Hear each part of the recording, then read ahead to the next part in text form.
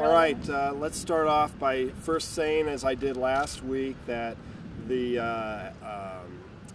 only points that I can bring up is for information only, and that is for the purpose of Indiana law requires me as a prosecuting attorney that I can only give you information as far as procedure. I cannot go into the specifics of the case because as the nature, or as a charge will be filed, and as the boys have been now incarcerated or placed in jail, these are merely allegations, and they are not truth or facts until in a court of law they are proven beyond a reasonable doubt and that a jury or the judge finds them guilty of the offense. So these are merely allegations. With that said, I am prepared to answer any questions you may have as far as procedure. What about the fourth boy? Has he been charged? The fourth boy has not been charged. Is he likely to be charged? That information is not privy to me as the investigation is continuing. What's Chase's status at this point? Chase's status at the hearing today, I moved to sever the cases because of the fact that Paul Gingrich and Colt Lundy were, through the probable cause determinations, as being the trigger men. Both of them being, by the probable cause determination in the hearing today, fired at least twice into the body of Phil Danner. And no information that we have received in the course of the investigation indicates that Chase Williams had anything to do or was actually a trigger person.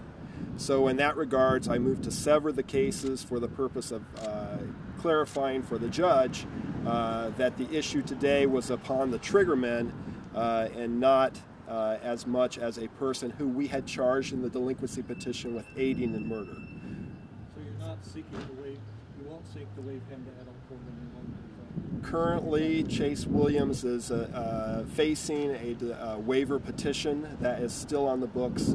Whether or not that will remain on the books and whether or not he will be treated as an adult or juvenile will yet to be seen, as the investigation is still ongoing. Do you have a date for a hearing on the waiver hearing if it does go forward for Chase? Good question. The waiver hearing for Chase Williams has not yet been determined. I'm sure that hearing date will be determined either tomorrow or early next week. But he has been recommitted to the detention facility, and there he will remain until the waiver hearing or further determination by the court. Did you say the hearing date would be determined tomorrow or next week? The hearing, not set. Yes, the hearing will be determined either tomorrow or early next week. It will not be a hearing set for tomorrow or next week. It will be determined.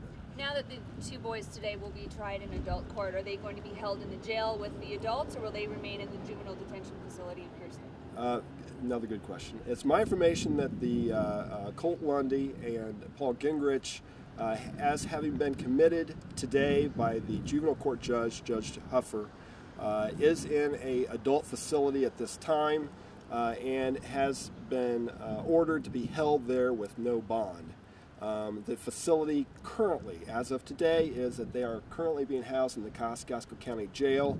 I know that Sheriff Rocky has taken all steps and measures for their safety and the concerns and welfare of the age of the two offenders. And as of today, they're in the Kosciuszko County Jail. However, in future detention facilities, I'm not privy to that information, but for security reasons, I cannot disclose whether or not they'll be transported, but I can say this: they will be held in an adult facility. They cannot be commingled with juvenile offenders at this time because they have been found to be waived as an adult offender and should be treated as such in the facility. So that answers your question. And what specific charges now that they will be in adult court do Colt and Paul face? I'm sorry? Specific charges that they face in adult court? The judge has authorized the filing of the two counts of, or a count of murder on Paul Gingrich and a count of murder on the offender of Colt Lundy. In juvenile law, the prosecutor has the discretion of filing that charge and or any lesser included offenses or included offenses in that. there any charges expected in addition to murder from your office? Again, as to further charges against the offenders, I think that with the investigation continuing, that has yet to be determined. But I can tell you this: the charges will be filed within. It may happen as quickly as tomorrow. I would suspect it will happen sometime tomorrow. That the formal charges will be filed, and an initial hearing on Colt Lundy and Paul Gingrich will take place as early as tomorrow, maybe sometime early next week. Briefly talk about what it is that you weigh when deciding to charge them as adults. How much I weigh?